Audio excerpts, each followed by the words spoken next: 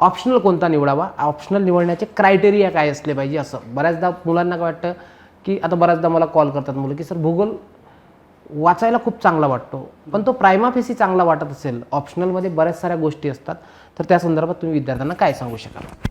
तर याच्यामध्ये काही बेसिक क्रायटेरिया आहेत, 5 बेसिक क्रायटेरिया आहे की ऑप्शनल कोणता निवडायचा आहे. पहिला तुम्हाला क्रायटेरिया हे लक्षात घ्यायचं आहे की तो ऑप्शनल तुमचा इथे कन्फर्म तुम्हाला कम्फर्टेबल आहे का.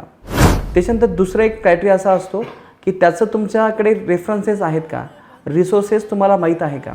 त्याच्यानंतर तिसरा रेफरन्स आहे की त्याच्या संदर्भात तुमच्याकडे मेंटॉर आहे का, म्हणजे तुमच्याकडे ते शिक्षक आहेत का त्या विषयाचे जे तुम्हाला गाईड करू शकतील. त्याच्यानंतर सर्वात महत्त्वाचा रेफरन्स हा आहे की तुम्हाला त्या ऑप्शनलसाठी किती वेळ आहे. आणि सर्वात माझा 5वा पॅटर्न जो आहे ज्याला म्हणतो आपण की UPSC लेवलला त्याला स्कोप आहे का. म्हणजे कधी कधी काय होतं की मुलं असे ऑप्शनल निवडतात जसं की मॅथमॅटिक्स, इकॉनॉमिक्स, असे ऑप्शनल UPSCला सहसा कोणी निवडत नाही. आणि विशेषतः आपण जर ते राज्यसेवेला जर निवडले तर असं होऊ शकतं की त्याच्यामध्ये सुद्धा आपल्याला कमी मार्क्स मिळू शकतात.